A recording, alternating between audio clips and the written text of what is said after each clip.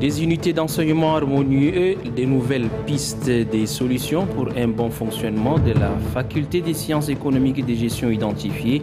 Ce sont là, entre autres, les conclusions des travaux de l'atelier sur l'implémentation du système LMD. Sensibiliser les autorités administratives traditionnelles et les éleveurs sur le recensement général de l'élevage. Tel est l'objectif de la mission du ministère du Développement pastoral qui a sillonné la zone septentrionale du pays. Assemblée générale extraordinaire de l'Association des anciens parlementaires, la rencontre s'est achevée avec la restructuration du bureau exécutif.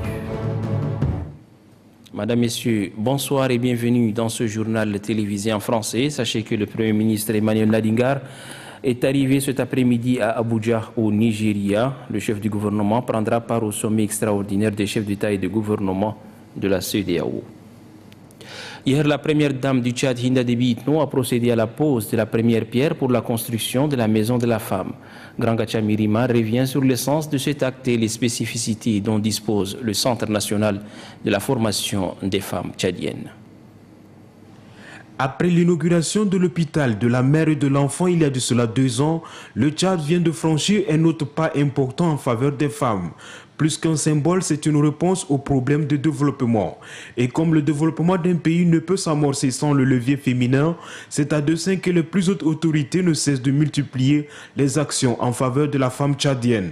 À marge de cette lutte contre la féminisation de la pauvreté, figure en tête la première dame Hinda Déby Itno. L'événement est de taille et les organisateurs ont mis les petits plats dans les grands pour donner de la couleur à la pose-pierre de la Maison de la Femme.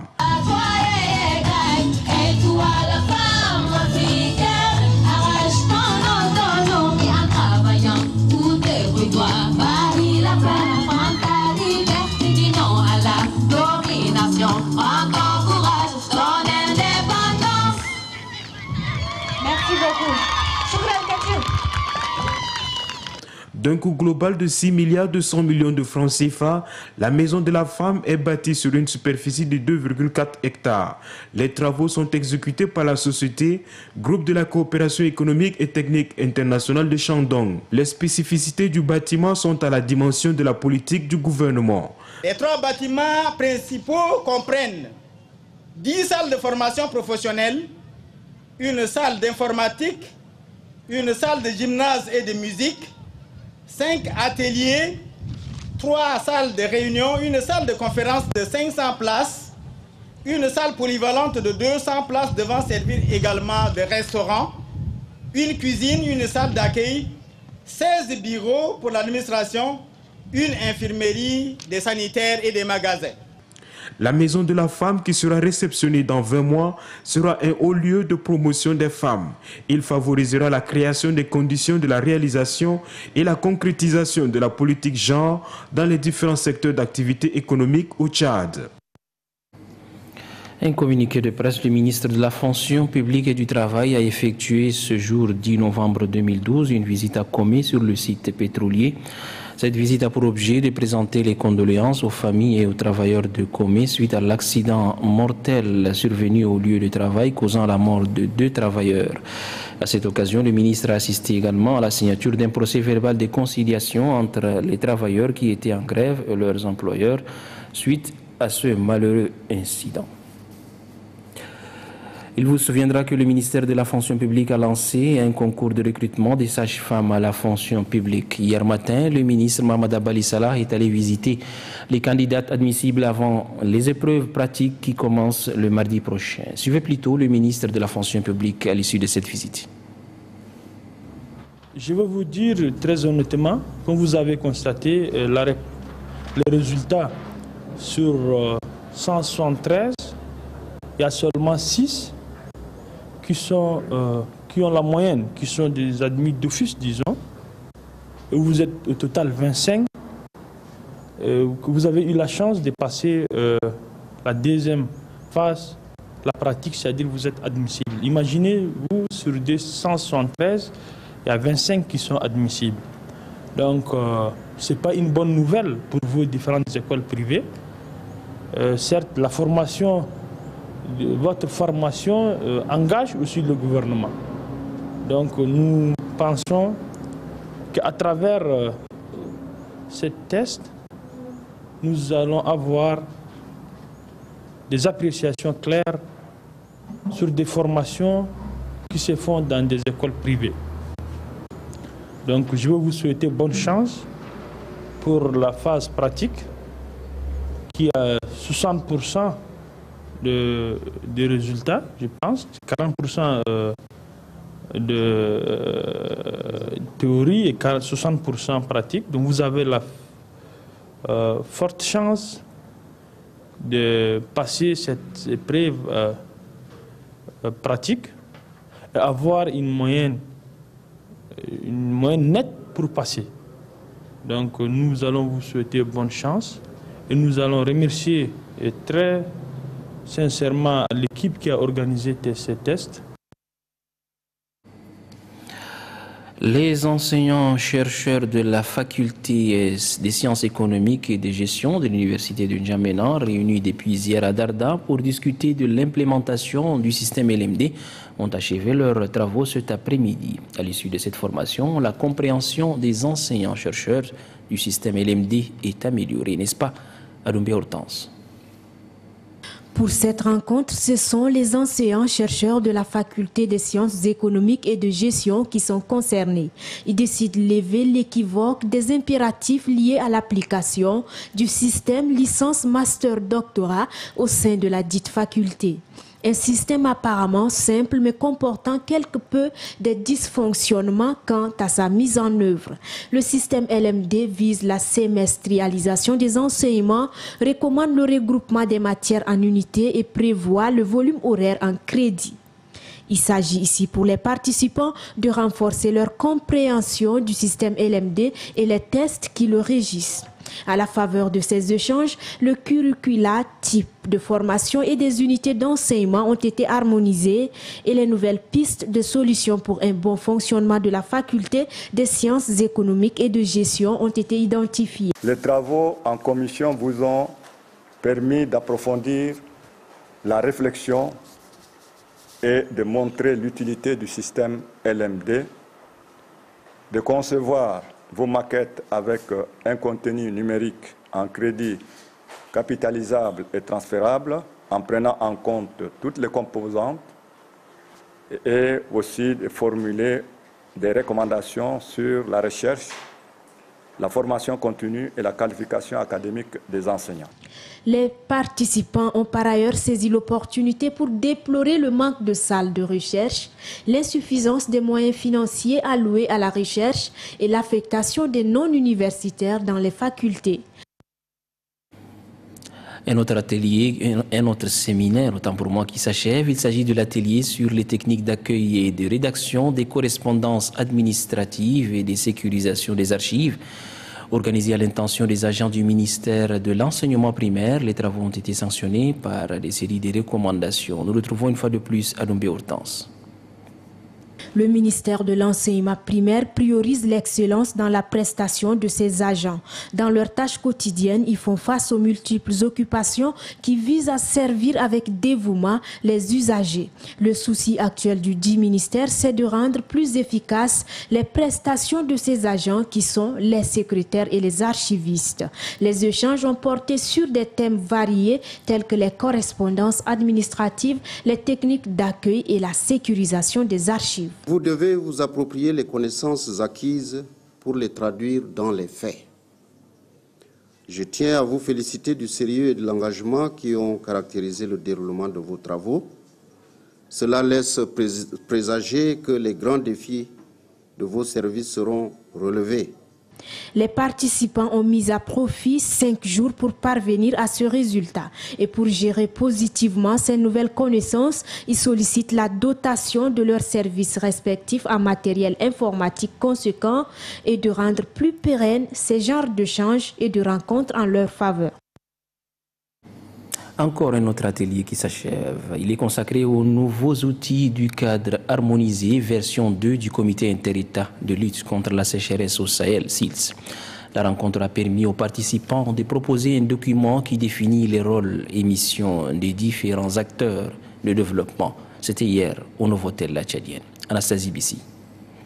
Après 5 jours de travaux, c'est un sentiment général de satisfaction qui anime la direction de la production et des statistiques agricoles. L'atelier a permis aux participants de se familiariser avec les nouveaux outils du cadre harmonisé version 2. Ce document précieux dans la gestion de la sécurité alimentaire dans les pays membres du Comité inter-État de lutte contre la sécheresse du Sahel, SILS.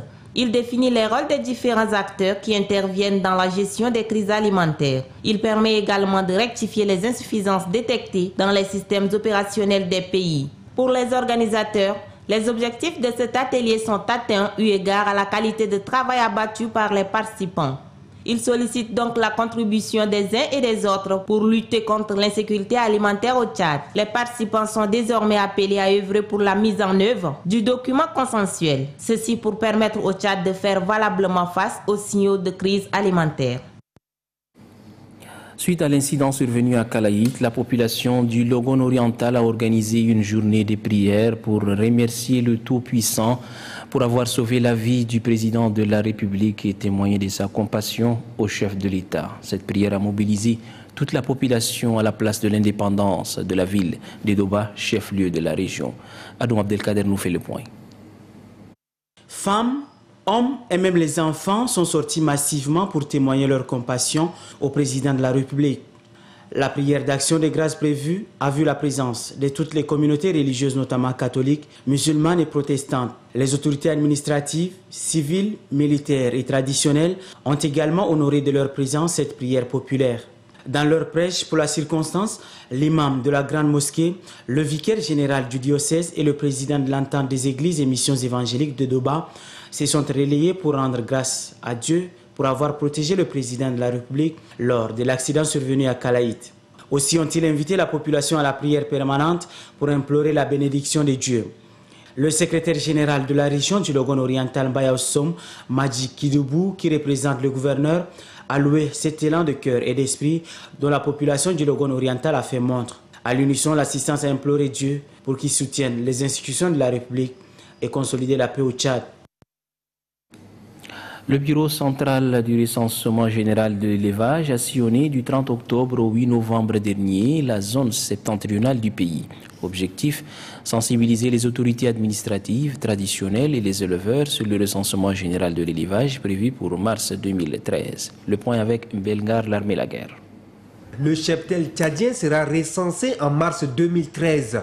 Ce recensement permettra au gouvernement tchadien de disposer des données statistiques fiables pour planifier le développement de l'élevage.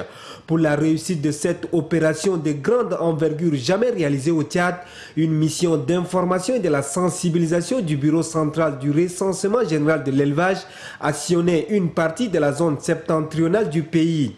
Du campement des éleveurs de Koulkimé dans la région du lac à Tiara dans la région du Kanem, en passant par les puits d'eau traditionnels de Oumouch et la ville de Salal dans la région de Bar el-Ghazal, Kouba Oulanga, Louha, Batendiana dans la région du Borkou, le chef de la mission, l'inspecteur général du ministère du développement pastoral et des productions animales, Dr Mahamat Hamid Mahamat, et le coordonnateur du bureau central du recensement général de l'élevage, Dr Mahamat Abakaka, se sont relayés à chaque occasion pour échanger avec les autorités administratives, traditionnelles et les éleveurs sur l'importance du recensement du cheptel tchadien.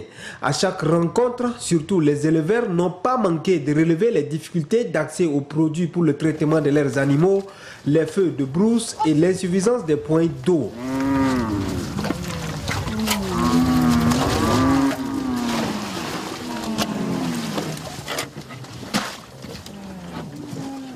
Tout de même, ils apprécient cette initiative louable du gouvernement et promettent de ménager aucun effort pour la réussite de cette opération.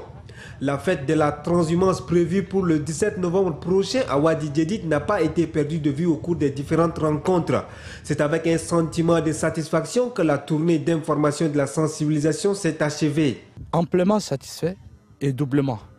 D'abord par le travail fait par l'équipe du ministère qui nous a dévancés. Et cette équipe aussi, parce qu'il y a eu la participation de tout le monde, chacun a son idée qu'il a fait transmise et qu'il a fait aussi ancré dans la sensibilité des gens en fonction des régions. Et je dirais que je suis totalement satisfait de cette mission-là. Ce recensement général de l'élevage permettra de montrer l'importance des effectifs, ce qui va également changer les estimations concernant le produit intérieur brut et le poids du Tchad dans la sous-région. Autre volet de l'actualité nationale, l'Assemblée générale extraordinaire de l'Association des anciens parlementaires. C'est à l'hôtel Kempinski. À l'ordre du jour, la restructuration du bureau exécutif. Un bureau de 13 membres est mis en place. Ghislain Tchanikoudou. Après 8 ans d'existence, l'Association des anciens parlementaires du Tchad AAPT éprouve des difficultés qui entravent son fonctionnement. Selon le vice-président de l'AAPT, Célestin Toponan, le manque de moyens, de sièges et le départ du président de l'association Ahmed Soungui ont fait qu'une léthargie s'est installée. D'où la nécessité de restructurer le bureau exécutif afin de redynamiser l'association. Au terme de cette assemblée générale extraordinaire, un nouveau bureau de 13 membres est mis en place. Idriss Othman Djamé en est le président et Célestin Topona est reconduit à son poste. Pour le nouveau président, Idriss Othman Djamé, les anciens députés ne peuvent rester indifférents au fonctionnement de la vie publique. Une conférence débat sur le thème « Les origines du peuple du bassin tchadien » a eu lieu ce matin au CEFOD. Cette conférence débat est organisée dans le cadre des préparatifs du Festival des arts et des médias, de la culture et des sports Ngambaï qui se tiendra en décembre prochain à Moundou. Compte rendu Noubadoumbaï Talomadi. À l'instar des autres communautés vivant dans les 2 Logons du Tchad, la communauté Ngambaï s'organise pour harmoniser, promouvoir ses valeurs culturelles. Constituée en association Agir pour la promotion et le développement de la culture à Prodec, les Ngambaï entendent faire face aux problèmes qui minent le développement de leur culture et découvrir leur origine. C'est à travers la conférence débat animée par le consultant Mienro 2 sous le thème « Origine des peuples du bassin tchadien » que la présidente de la dite association a développé ses arguments. L'origine d'un peuple, selon le conférencier, ne se limite pas seulement aux cultures. Il faut associer à cela d'autres facteurs. L'orateur a précisé que l'anthropologie culturelle est une meilleure méthode. C'est pourquoi, après avoir échangé avec les organisateurs du festival, le consultant Mioro 2 invite les ressortissants de 2 Logons à plus de recherches afin d'atteindre les objectifs fixés à l'issue de cette manifestation culturelle.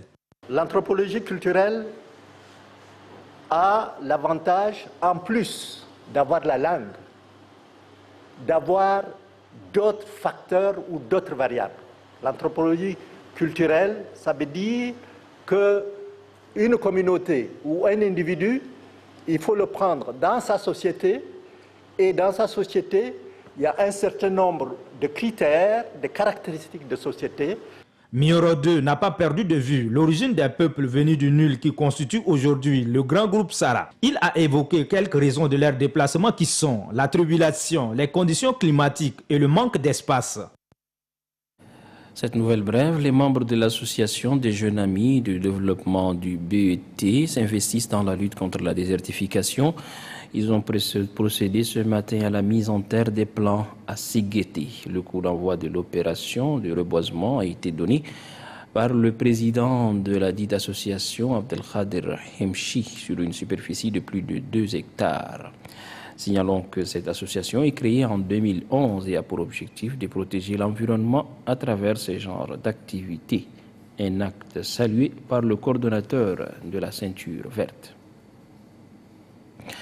Et puis la compagnie culturelle et artistique Ndjinedri se prépare pour organiser le 23 novembre prochain la toute première journée culturelle de la gastronomie africaine. Une occasion pour le public de découvrir les richesses culinaires des 15 nations africaines.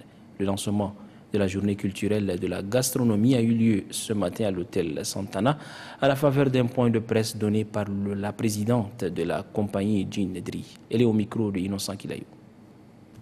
Cette journée sera une occasion de découvrir les richesses culinaires de ces 15 nations africaines. Elle permettra de mettre en compétition 1 ou 2 menus principaux de chaque nation. À l'issue de la compétition, le menu ayant rempli les critères bien définis par le jury, composé des maîtres d'hôtel et des personnalités connues, Nous voudrions par ailleurs, à travers cette première journée culturelle de la gastronomie africaine, vulgariser la culture tchadienne, valoriser la gastronomie africaine et des produits du terroir souvent délaissés au profit de ceux exportés, rendre visible et bénéfique la présence au Tchad des femmes issues des différentes nations africaines. Voilà, c'est ici que s'achève ce journal télévisé en français. Merci de l'avoir suivi. Très bonne suite des programmes sur Télé Tchad.